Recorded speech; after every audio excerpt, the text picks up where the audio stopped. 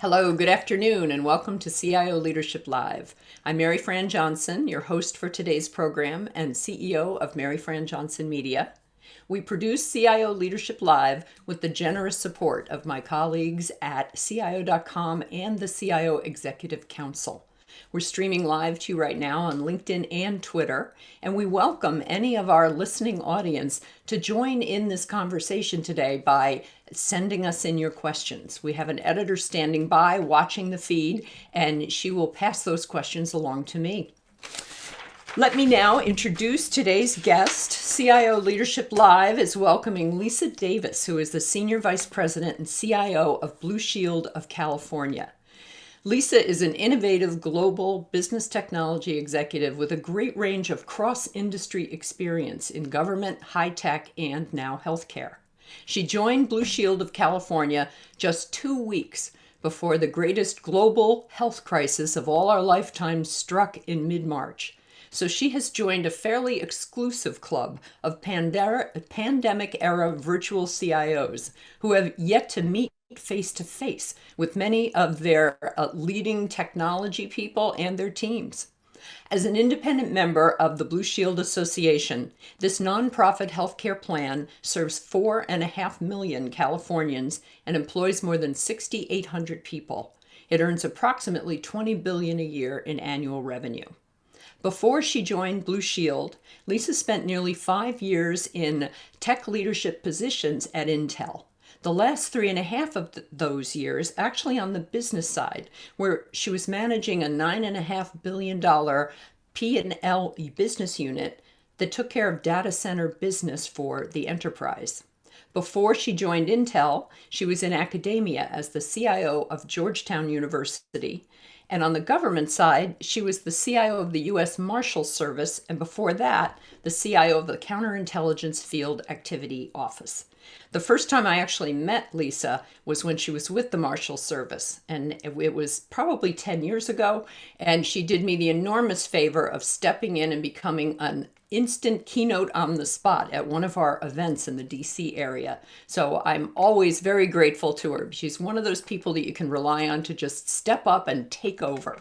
Her deep expertise in digital transformation, IT strategy, and enterprise-wide modernization, especially coupled with her multi-industry leadership experience on both the tech and the business sides, makes Lisa a very well-respected thought leader, social media influencer, and keynote speaker throughout the industry. And if you're not already following her on LinkedIn, I encourage you to sign up.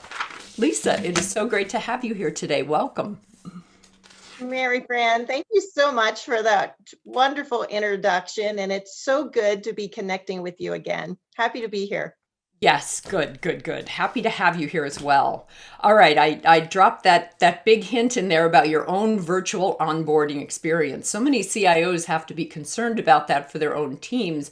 You have been experiencing that firsthand. So let's start out talking about what it's like to start a great big huge CIO job virtually. Yeah, Mary Fran, it certainly wasn't expected nor planned for. Many of my friends and colleagues say, the universe served this up, Lisa, that you would take a CIO in healthcare role right before, as you stated, one of the certainly the world's pandemic that we've all been navigating through this year. And I was on the ground 2 weeks. I did have the opportunity. I started in February to meet my colleagues, meet many of my leadership team. Unfortunately, I didn't get an opportunity to meet all of my IT organization. Right. But was on the ground 2 weeks before essentially we determined that we need to move to a remote workforce. And we actually deployed within 4 days the entire company into a remote working status. So incredible effort by the IT organization and all of our business partners in making that happen to support the company really with zero, operational impact. So it's certainly been a unique and a different learning experience. I think it just requires us to engage more, communicate more, and build those relationships when you start a new leadership role like the one I have. Right. Well, and when we're mobilizing this IT workforce, I know in 2 weeks you didn't have a chance to meet everyone because you have more than 1,100 people in the technology organization. Yes? Yes, yes, I do. Yes. And the when you're and one of the things you pointed out about it, well, there were two things. One was when you're new to a company, you do a lot of that face to face going around the conversations at the water cooler. So that culture is absent for everyone right now. So I want to talk a little bit about what you've done to sort of fill in those blanks. And the other thing I want to talk about is a point you made about that age-old stigma of being a remote worker, how quickly it has vanished in the last several months. So let's first talk about the water cooler aspects. What sort of things do you do as a CIO, as the virtual CIO, to make sure you're having some I'm trying to say the similar experience to hanging around the water cooler? Yeah, I think first it's a different experience, and we're limited by the tools that we have available to us to connect, whether that's with our own organization or our colleagues, and the rest of the company. I think at first it starts with painting that vision. And unfortunately, we love to do that in person. Mhm. We didn't have the ability to do that. So we leveraged the tools that are in front of us. Most of us are all Zoom or WebEx experts. And you have to engage via the tools that you have available to you. But the process and the engagement really still stays the same. It's just through a different medium. Okay. So first, painting a vision of where I wanted to take the organization, sharing that with my leadership team, my partners within the company, engaging, whether it's in one-on-ones through Zoom, building those relationships, understanding where the IT organization can better serve the business, engaging with different groups around the IT organization, whether that's individual teams, whether that's all hands. But we're in a place, Mary Fran, where you can never over communicate. Frankly, you can never over communicate when you're driving transformational change, even in the normal that we would operate in or doing that in person. Now it's probably even more important to over communicate, for people to see you. I still learn that many folks don't turn on their cameras. How are you going to connect with individuals and see that person, the passion that they're trying to show, what they're trying to share with the company, and how they're trying to move us forward? I think one of the beautiful things is having that camera on so you can really see that connection and that passion that comes through in the organization. Yes. Well, and I can understand too, sometimes the camera needs to be off because the environment at home might be a little chaotic. So I have a lot of sympathy for that as well, because I think that we've all read those articles about Zoom exhaustion, and Yeah. and even that feeling that you're looking someone in the eye, you're really not. You have to, a friend of mine who does coaching in this area says that you have to remember that the little green dot is your friend, and you need to be staring into that dot. Sometimes when I do a lot of these kind of interviews and meetings, and I start feeling like I'm getting a little cross-eyed, and nobody wants to actually be cross-eyed on camera. Let me loop back to the remote working in general. I know Yes. always been kind of a touchy area for IT, because IT people, more than almost anybody in any other part of the company, they really can pretty quickly work remotely, since a lot of times they're connecting through systems and technologies. But I love that point that you made about the stigma of it has pretty much vanished. Discuss that a little bit for me. Tell me what your thoughts are on whether will that last as we work out what the new future work is going to be. Do you think that we have really moved to another stage with acceptance of the idea that people don't have to be in the office? Yeah, I think this has been one of the silver linings of the pandemic. Hmm. There was always this kind of preconceived notions that if you're not in the office and you're not seen, that you're not heard and you're not getting those, promotions and, Hmm. probably even a greater stigma around that you were less productive. Yes. And one of the things we've seen, and not just in the IT organization, but frankly throughout the entire company, Mary Fran, is Hmm. that people are actually more productive. We've actually seen an increase in our net promoter scores. Our member satisfaction rates have increased. Hmm. People are working harder. I mean, and that's another whole, really, frankly, topic that we could probably talk about is people are working harder and they're working longer because there's this, there's no divide between going into the office or driving into the office, and then separating your personal life because we're all sitting in our homes and it becomes one long day of being, connected. So, but I think, certainly what we've learned is we're actually more productive. Yep. And there's absolutely no reason we should be considering and thinking more broadly, even after this pandemic, and certainly from a real estate footprint standpoint, of really what are those workers that are absolutely required to be in the office. And like you said, most of the work that we do in the IT organization can be done remote. And we have actually done that extremely well, Hmm. and there is absolutely no reason why we can't continue to do that. So, as we plan for returning back to work eventually, we have a pilot, a task force in place, really looking at those issues, making sure that one, the health and safety of our employees are front and center. But we will take that into consideration of ultimately what does the organization look like in the future and what roles and functions throughout the company can be done remote. The Yes. one last point I'll add is it's really becoming a hiring differentiator and something that I think a lot about because I am hiring, onboarding about 150 new people into my organization, including my own leadership team. Yeah. And as we know, being here in Oakland, California, which is our headquarters, we compete with the likes for talent of the Googles and Facebooks and Intels, and others in the Silicon area here. So you see most of our tech partners out here have said you can continue to remote work indefinitely. Yes. So we really have to take that into consideration as how will we differentiate? Hmm. Will we offer the same in our ability to recruit the talent that we want in our organization? Yes, I've had a number of CIOs, especially the ones that are in industries like finance, insurance, healthcare, where they have always tended to be very corporate office centric, or you really can't remotely take care of someone as a surgical nurse, for instance. So there's obviously different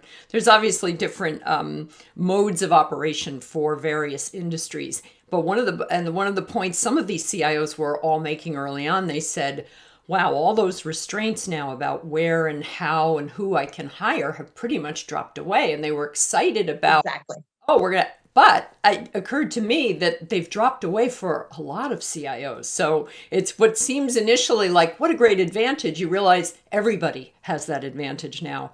And this reminds me of telehealth, the ability to visit with your doctors and nurses and actually to do it over Zoom or over WebEx or whatever your video system of choice is. Let's talk about what you've observed and what sort of changes you've made at Blue Shield when it comes to telehealth environment. What are your thoughts on that? Yeah, well, it's really driven by, we think about digital transformation in general, and a lot of that is driven by consumer expectations, demand and expectations. If we just think about what we expect in our homes today in terms of Wi-Fi capabilities and connections.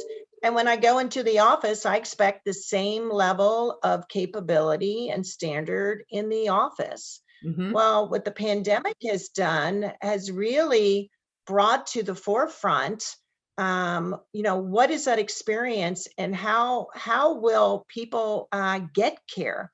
We at Blue Shield certainly believe that the healthcare system needs to be transformed. And this is one of the things that I love about the company that I'm working for, is we believe that the healthcare system is currently broke. And part of our mission certainly is to transform the healthcare system. And that is leveraging digital technologies and modern and emerging technologies to transform that experience for our providers that are in our network, as well as our members. So one of the things with telehealth is it was brought to the forefront with the removal of all these restrictions that existed before. Mhm. And we were able to make it widely available to our members just when you needed it most. And virtual care it's really about this care continuum. We think about healthcare as a more holistic view of a person's health and wellness. Mhm. And we've seen our virtual care usage more than double between 2019 and 2020. So it really was brought to the forefront. Mhm. Well, and that makes me think too about all the priorities that I wanted to ask you about your list of technology and business priorities, because every outstanding CIO I know has one, and it might just be in your head, your top 6, your top 10. But I wondered in these early months, compared to the scramble to get everybody online and to deal with this new remote world, the now future. That was one thing some months ago, and now we're almost a year into this, and we're going to be another 6 to 12 months probably with very dramatically different circumstances than we all had back in January of 2019. So what has shifted up or down your list? Well, Mary Fran, first, I think number one on my list has always been the health and welfare of my employees in the IT organization. And I really think that needs to be the number one, frankly, for all CIOs as we continue to navigate through this pandemic. With that, and after that, one of the things we say at Blue Shield that I really love is, one, are you taking care of yourself? 2, are you taking care of your family? And then what is it that you can contribute back to the mission of Blue Shield? And that's what we represent as a company. So I'll start there. Okay. Secondly, one of the things that we have been doing is actually pivoting our entire operating model. So this has been front and center from us. And what we've been doing is transforming the organizational model from a traditional service provider role for the IT organization into a portfolio product model. Mhm. And we're about 60% through through that effort, in which we are shifting the organization into customer facing teams Mhm. that support our key lines of business and our key horizontal functions.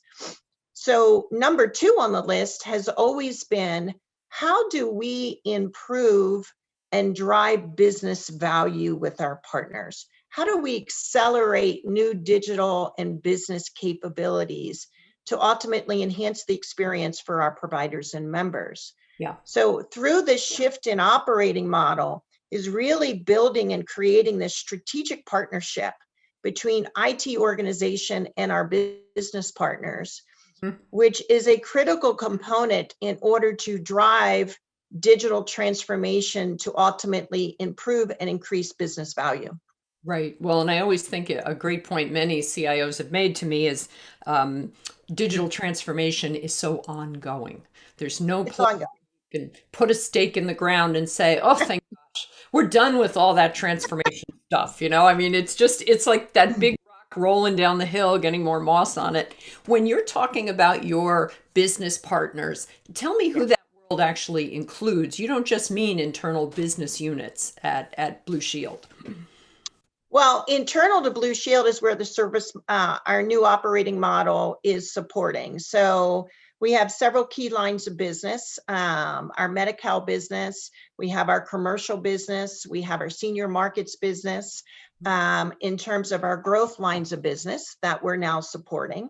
But we're also supporting internal functions, our medical and clinical organization, our customer marketing, customer care, marketing and experience organization, our operations organization, finance, HR, all the typical organizations that an IT team has to support.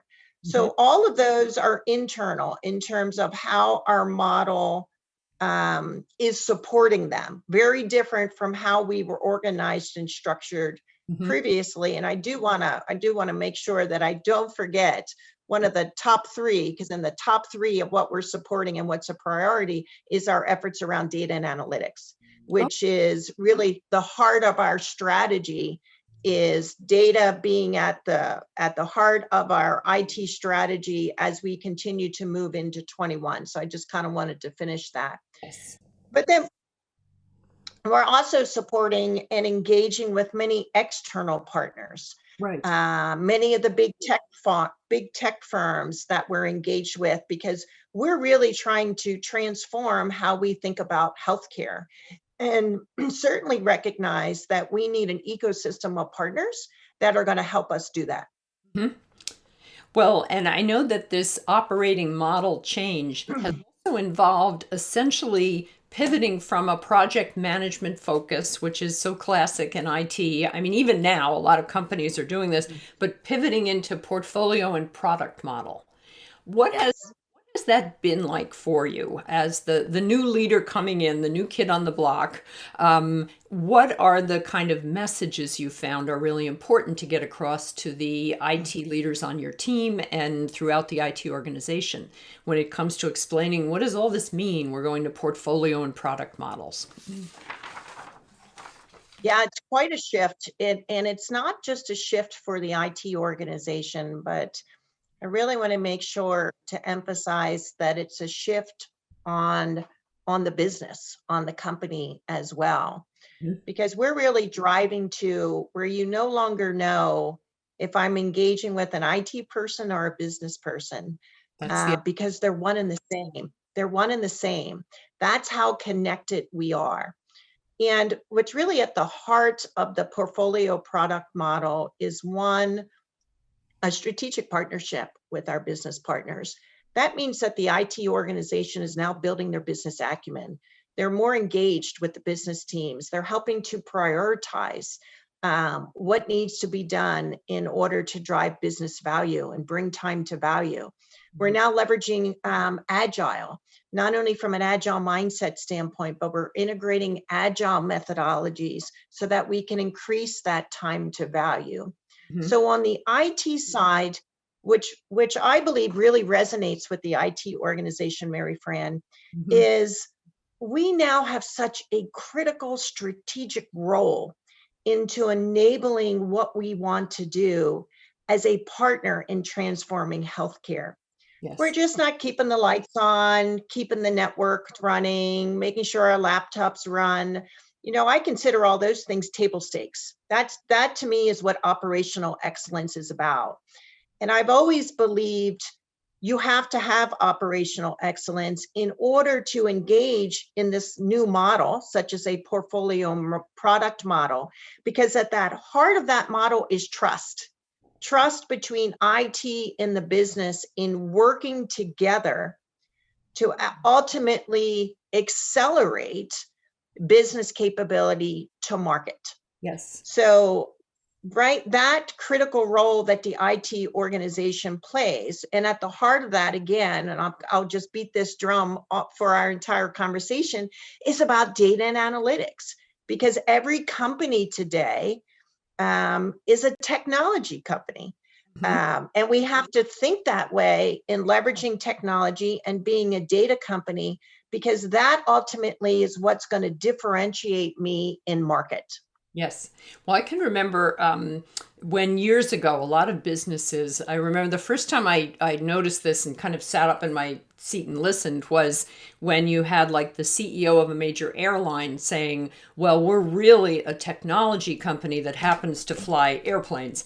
I feel like now the shift is going to be, we're really a data company that happens to Yes. healthcare. I think that we've all gotten so familiar with that. I have one of those questions from our alert audience that's tuned in with us here. And it's asking, I think you've partly answered this. It's about the challenges you faced in digitally transforming legacy systems throughout the organization. What are they? Are they the big obvious hurdles like that mindset of being a service provider and kind of getting people to think about it differently? Or are there additional challenges you'd like to tackle here? Well, I think when we think about legacy systems, in order to really be agile and flexible, we all need to think about, from an IT perspective, being cloud first. Yeah. And obviously, if I still have mainframes, thank goodness we don't at Blue Shield, is really, starting with your data center strategy and your overall looking at your enterprise architecture. And this is one of the things that I love doing at Intel in my data center role, is really helping enterprises understand, how do I move from these legacy environments that I am in really being a cloud first and data first company. Yes. And many times that process, Mary Fran, is about, one, understanding your data, where your data sits, where these workloads are, and then working through a process of workload placement. What makes sense to move into a public cloud? What makes sense to be in a private cloud? What makes sense to remain on-prem Yeah. and maybe legacy? And what I found is that most enterprises, like we are at Blue Shield, are a hybrid multi-cloud environment.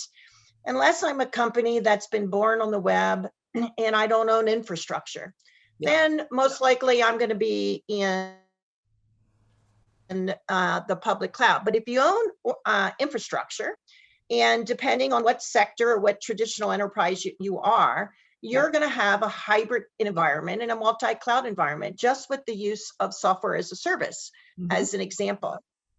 So that would be my recommendation, is to really first understand current state, where your data workloads are, and then build a strategy with data at the center point of your thinking in terms of what your business, your mission, what your company strategy is trying to accomplish. And then make those decisions around how you begin to evolve and modernize your environment. Okay, excellent.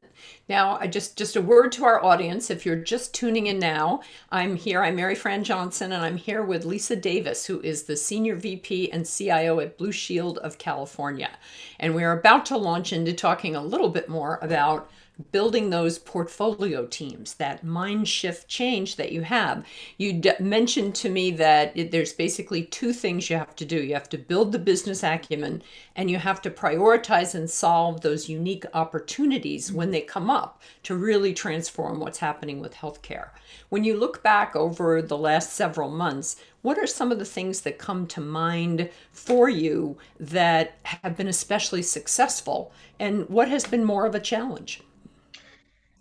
Yeah, well, we're certainly on our journey and we're applying an agile mindset to the journey as we continue to learn and iterate, really, Mary Fran, on the model, to make sure that we have structured it correctly. So let me get a little bit more detail as to what that looks like. So let's say previously, the IT organization, in support of our lines of business, we might have had one or two people in terms of maybe a liaison role that would service and represent the IT organization to support that particular vertical or business. Mhm. What we've done now in a portfolio model is we've created a customer facing team. Now, what is in that team is a portfolio leader, Mhm. a solution delivery leader, and then it's made up of representation from all the various parts of IT. So I have solution architects, I have business architects, I have security personnel, Mhm. I have engineers that are sitting in there. And the part that I really love is that we've integrated our data and analytics team into the portfolio model.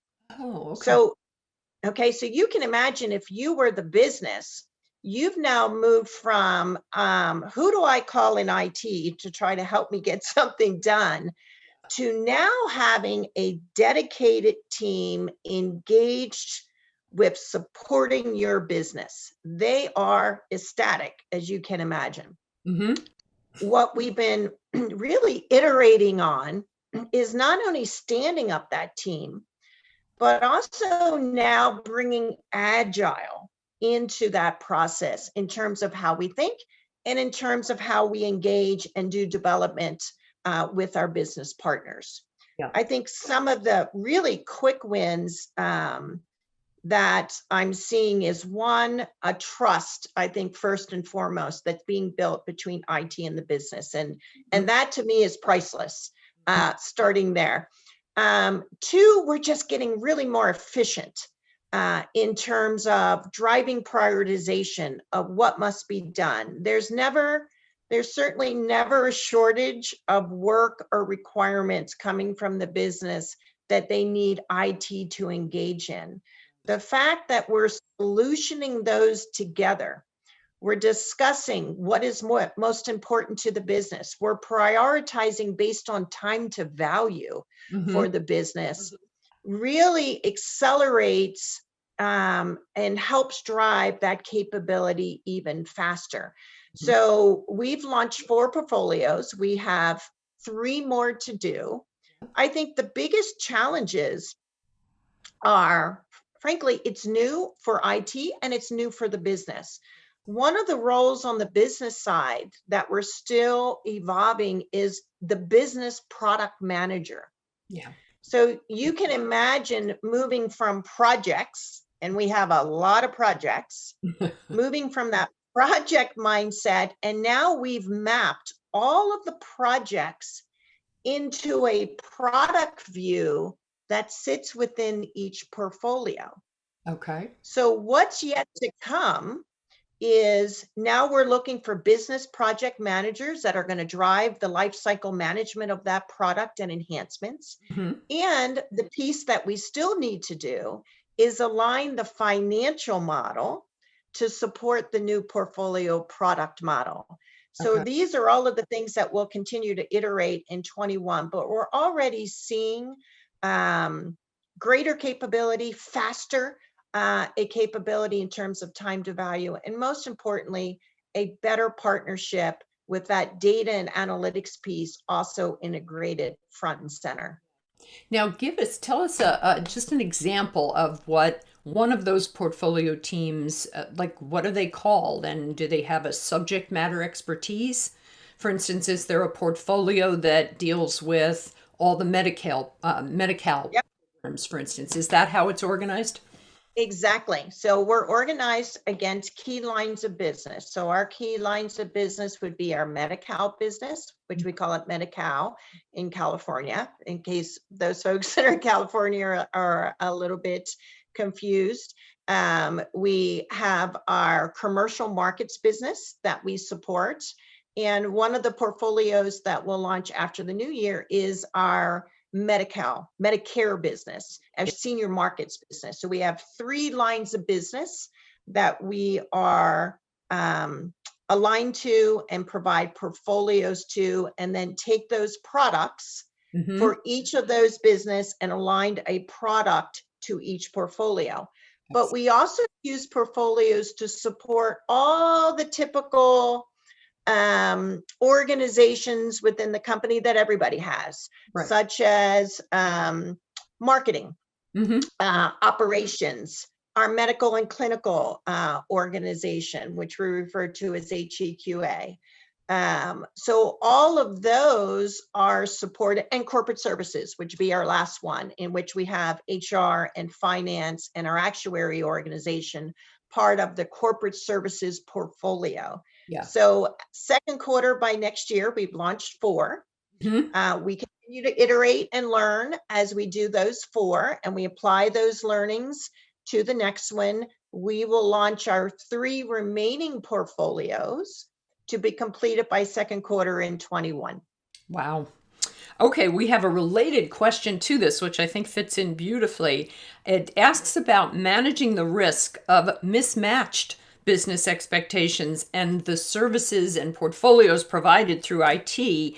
Are there any limits on them? Do budgets shrink in some areas? Because you know how there's a certain entitlement that our business units get, and the IT, the technology people never want to be the department of no. And so I think that's a very difficult line to walk between saying, great idea and we'd love to help you with that, but here's our priority. So talk a little bit about that, about the limitations or the challenges with the budget for all this. And are you the one who deals with those mismatched expectations from the business folks? That was a great question from our audience. So thank you. Keep those coming. Yeah, it is a great question. And frankly, this was one of the biggest challenges that we had in kind of our old existing structure, where we have, typical verticals of application services and security and infrastructure and so forth, is that the business's appetite is always greater than the budget or frankly the capacity of IT many times to Mhm. support. So it is always a delicate business, and we don't want to be in the business of no. And one of the reasons reason I'm so excited about the portfolio model, Mary Fran, is that it actually enhances the collaboration, and an engagement between IT and the business, so that we are jointly solutioning as well as jointly prioritizing what it is we're going to do to support them. Right. The other thing that it does is it then gives us this kind of holistic end-to-end view. And one of the things I love about being in the IT organization is I do believe we're a connector of the dots across our companies Mhm. in terms of work and capabilities that we may be building or developing for one. Yes. How can that be reused and leveraged to support something else? And how do we connect the dots? Because at the end of the day, it's really about creating and enhancing that experience for our customers, in our case, our providers and our members.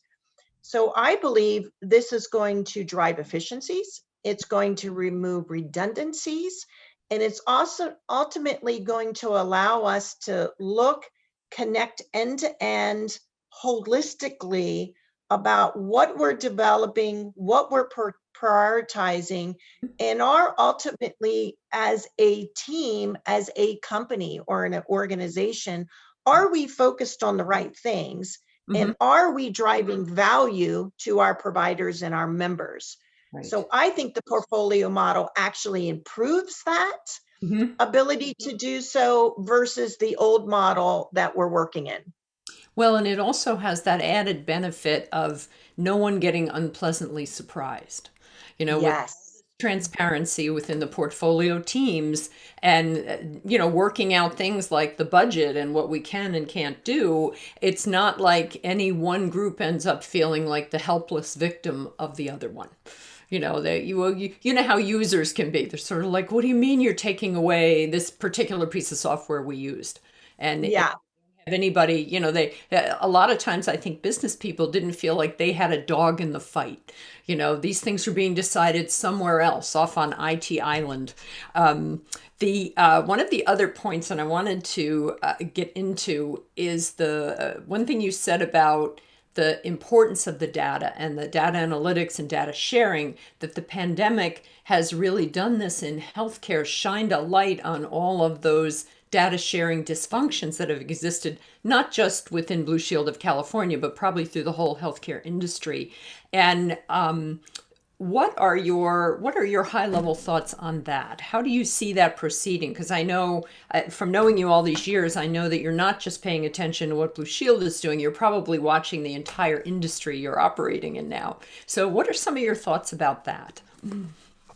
Yeah, Mary Fran, as I think about certainly data interoperability, data sharing, it actually reminds me back to my government days. I have to share, I was in Department of Defense during 9/11. And one of the things 9/11 did was that it really highlighted the lack of data sharing and interoperability between our intelligence agencies.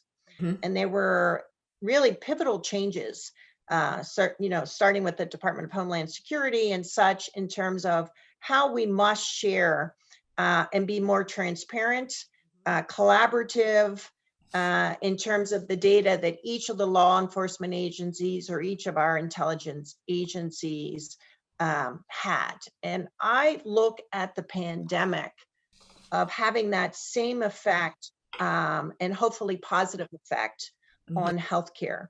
Like I mentioned at Blue Shield, we believe that the healthcare system needs to be transformed, and it really needs to be about holistic health and wellness, not just sick care.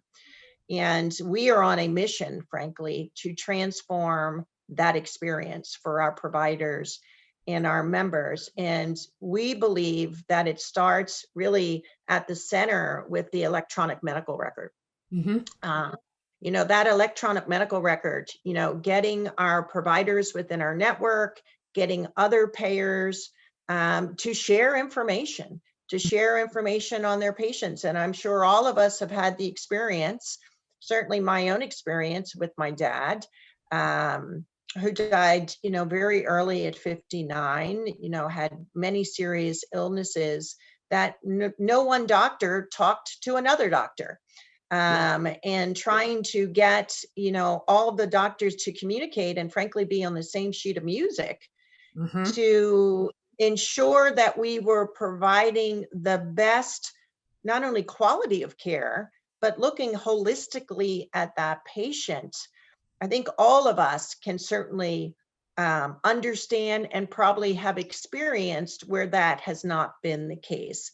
And this is certainly one of the reasons that I chose to come to healthcare, Mhm. to not only have an impact and bring my experience and knowledge of digital transformation and technologies to help transform healthcare, but ultimately to enhance and improve that experience that all of us have. So we at Blue Shield, we have efforts underway, certainly partner with many in our ecosystem to drive data interoperability and sharing, with that electronic health record at the center, so that you have a holistic view. And we think about wellness, and we also think about those populations, because we know there is disparity. And the pandemic has shed a light on that as well, is how do we address our diverse populations and enhance that experience? And one of the things, like I mentioned, the silver lining of the pandemic Mhm. has been, platforms such as Wellvolution, which is about wellness and the continuum of care, telehealth to the forefront. We've learned through just telehealth visits, like diabetes, upper respiratory infections can be done through a telehealth, and you don't have to go to the emergency room. So there's so many things we're learning, because frankly, digital transformation has been thrust to the forefront in healthcare, um, combined with that consumer expectation of how are we going to improve this system? And I'm just so excited to be part of a leadership team in a company that makes that our mission to improve that experience. Yes. Well, and we talked about this earlier when we were getting ready for this conversation today, how different it feels to be leading technology in a company that is essentially very mission based. It's Yes. there for health and well-being moving forward. But kind of pivoting off that a little bit, I wanted to make sure that we get into talking a little bit about your experience running that profit and loss center, the P&L experience that you gained at Intel, running for 3.5 years that $9+ billion unit. What sort of Were there any surprises in that for you, as you've been pretty much a career lifetime CIO and IT leader, and here you were running, responsible for a P&L, which is one of those things that a lot of CIOs don't get a chance to do. Tell us what that experience was like, and what were what was the good and the bad in those 3.5 years that you spent doing that? Well, Intel is such an incredible company, and just running the P&L, it was probably one of the best learning experiences that I had. And I've always believed, and I look for opportunities, Mary Fran, certainly in my career, that those roles or opportunities that challenge you and Mhm. have you step out of your comfort zone is where you have the greatest opportunity for learning. And that's when that growth mindset really becomes front and center. So grateful if any of my Intel prior colleagues are joining, of that experience that I had working at the company. But I would say really front and center for me, Mary Fran, is that I had always prided myself as a CIO that engaged very closely with the business. I'm a true believer that technology, data and analytics, we're enablers to support business priorities, and drive value for the business. That is what our role is. So building business relationships, understanding the priorities of my business partners, that is what myself and my IT organization is supposed to do. Yeah. One of the things I learned in moving to the P&L was, oh my goodness, I had so much more to learn in understanding what it took to run a business and run a P&L. And it actually really expanded Hmm. my thought of the role that the IT organization could play, which is frankly why when I came to Blue Shield, I've now am moving to this portfolio product model because I saw firsthand, one, the need for data and analytics Hmm. in order to run my business more efficiently. And that was a critical part of what was missing. I saw firsthand the need for IT to be lock in step with the business in delivering capability that we wanted to bring to market. Hmm. Um, what was going to be required to make that happen? How much more integrated they needed to be in order to support the goals we had as a business. So those learnings of running that P&L, I think has now actually made me, and hopefully a more effective CIO, because I've had that experience firsthand of what it takes to be successful in managing that P&L. Yeah. Well, I know for many years we've talked about the incredible operational view that IT always has, no matter what company or industry's in. And we used to talk about it as the helicopter view because IT was running and enabling all the systems across the business. A year or two ago, I abandoned the helicopter analogy and I've been using the central nervous system analogy, which Mm, I think feel free to use that yourself. I I think like particularly works with healthcare, and that idea about how much of a central nervous system to every business and every industry technology has become. And that point you were making earlier about, that one thing going wrong here can have effects everywhere, and you can be repeating and spending money in the wrong places. But if you're all connected throughout a nervous system of technology. And it also makes me think of those science museum type, those invisible skeletons where you can see all the veins and arteries, everything connecting. I tend to think of IT in that sort of realm. Now, we have one request from our audience about, could you walk us through one of your innovations? Now, I know we've talked a lot about the portfolio and product model. Is there a particular area, is one innovation that you and your team are really proud of that you could do just a quick walkthrough for this wonderful question from our listening audience? Yeah, such a great question, and frankly, there's so many. I'm going to have to be selective. No. I'm gonna use an example of the innovation we're driving in what we call in real-time claims. So we all know if we have health insurance, we submit a claim, Mhm. and many times we get that claim paperwork back and we don't understand what's on the claim, what I'm paying for. And one of the things we've done in 21 with our business partners in operations and on the medical side of the house is we wanted to create an experience where going to the doctor is like going to the grocery store. And you check out of the grocery store, you know exactly what you paid for, Mhm. and it's a completed transaction. Well, we believe that healthcare should be the same, that I should be able to go to the doctor. I know exactly what I'm paying for. I can pay that bill immediately. The provider has transparency of that data, as well as the member having transparency of that data and that transaction, and we're done. So one of the great innovations that we delivered this year is to show that we can actually do claims, medical claims, health claims, near real time, and to take what could be days or weeks and get that down to 6 to 8 seconds. And one of the efforts that we'll continue to do in 21 is actually taking now that capability and scaling it into market, which is really exciting. So Okay. that is just one example of how we're leveraging digital technologies. Lots of other innovation using artificial intelligence and machine learning and using bots in terms of how we're thinking about all of these emerging technologies and then leveraging them to ultimately improve the healthcare experience.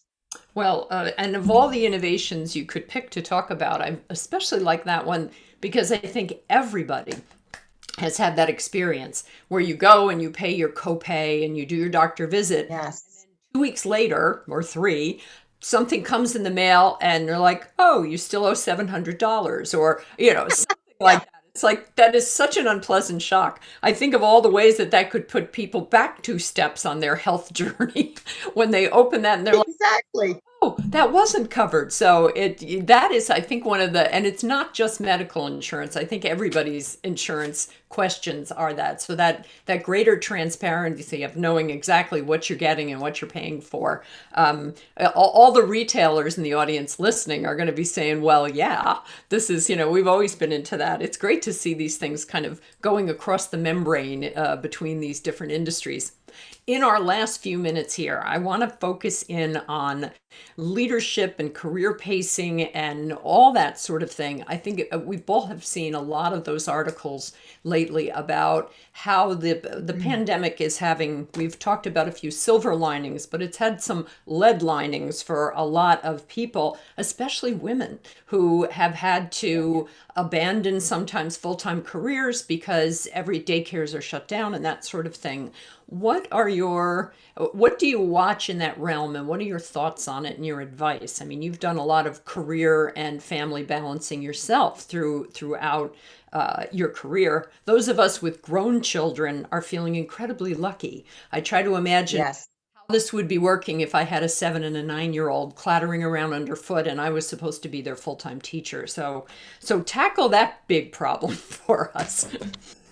Yeah, Mary Fran, this is certainly a problem we all need to be aware of. We've actually lost about 858,000 women to the workforce due to the pandemic over the last several months. So almost 4 times as many women Yeah. as men are leaving the workforce because of the pandemic. So this is a call to action, frankly. And I've been passionate, as you know, and an advocate for certainly women and diversity within technology, and we still have an incredible amount of work to do. Yeah. And looking at these numbers, the reason it's a call to action is because this is pipeline. This is pipeline, certainly, that we desperately, from a technology lens, need to keep women in the pipeline. And certainly I view my job is pulling these women forward so that we have more representation of women in the C-suite, women in CEOs, and frankly, women on boards. So I think there's a lot of things that we need to do in this call to action. And first, I think it starts with a partnership with your CHRO in terms of what you can do as a company and what policies can be put in place to help, frankly, many of all of us that are still struggling and navigating through this pandemic, whether that's flexible work schedules, whether this is opportunities where you might have individuals that need to take a step back, take a lesser role. So finding those flexibilities in terms of how we engage. And I think it starts with first authentic leadership. You got to know your people, and you got to know what they are struggling with. And it goes back to that conversation we had in the beginning about how are you doing? How are you doing with your family? And you need to have that transparency and engagement with your employees to know how best to help them. So I think there's a lot of things that can be done in partnership with HR, and I'm blessed with an incredible CHRO at Blue Shield that we are very much engaged in these issues and engaging to assist our employees, all employees, not just women, but certainly women as well, of how do we continue to navigate. Yes. But I also think it starts at home. And, I've always been an advocate. One of the reasons I've been able to have the career that I have is because I have an incredible partner and husband. And we look at the demands of the home and the demands of our family and children as really a partnership. And we each step in to support each other's careers. If I didn't have that partnership at home, I'd probably be struggling to be able to do the job that I do. So I understand that that is certainly an issue for many women. So I would ask, think about how you can improve. If you're a guy listening on the call, how can we improve that partnership in the home so that we don't have to have women leaving the workforce? And then think about more flexible work policies and how we engage with our employees to continue to support them during this pandemic. That's great. That's very practical advice. And I think I've noticed that before when I've had women in the workplace kind of panel discussions, the people that are the most interested in the room in what can I do tend to be the male allies. Yes. Those, there's probably way too much press that, the men who don't want to do that get. But there are so many millions of our male colleagues out there who have been very pivotal in doing that. And I know I write a column about women and men in technology and boardroom issues, getting a seat on the board, dealing with their own boards. And I've had the pleasure of meeting several women that are running organizations, getting women on boards, and they often talk about engaging their male allies. This is not something that one sex or the other can absolutely solve without that help. So thank you so much. Agree. It's been a great conversation. I know you were a little concerned that what would we talk about for a full 60 minutes, and didn't we manage it just so fast? No, that's the thing. When you're having a great conversation, time really flies. So thank you so much for joining us today. It's really been a pleasure talking with you, Lisa, and we really appreciate your taking this time. Mary Fran, the pleasure has been all mine. It's always so delightful to connect with you again. Thank you so much for having me on your leadership podcast. I've actually enjoyed it, and I look forward to chatting again soon. Good. Me too. So if you have joined us late in the closing of the show, please don't despair. You can watch the full episode later today on CIO.com, or on IDG has its own YouTube channel called IDG Tech Talk. And you can not only sign up for free to see my conversation today with Lisa Davis, but you can also see the previous 50-something conversations we've been doing on CIO Leadership Live since the program got underway it was about 3 years ago. It was November 2017 when we launched. I hope you all enjoyed this conversation with Lisa today as much as I did, and that you'll join us when we are back after the holidays into the new year. Here's hoping 2021 will be such a better year than we've all been going through this year. I know, right? On Wednesday, January 6th, I will be back at 12 noon Eastern, and I'll be joined by CIO Bob Pick, who is in charge of all of the technology and IT strategy at Tokio Marine North America, which is a Pennsylvania-based insurance services company. Thanks so much for tuning in today, and thanks again to my colleagues at CIO.com and especially the CIO Executive Council for their ongoing support and sponsorship of CIO Leadership Live. Stay safe and well, have a wonderful holiday season, and we'll see you next year.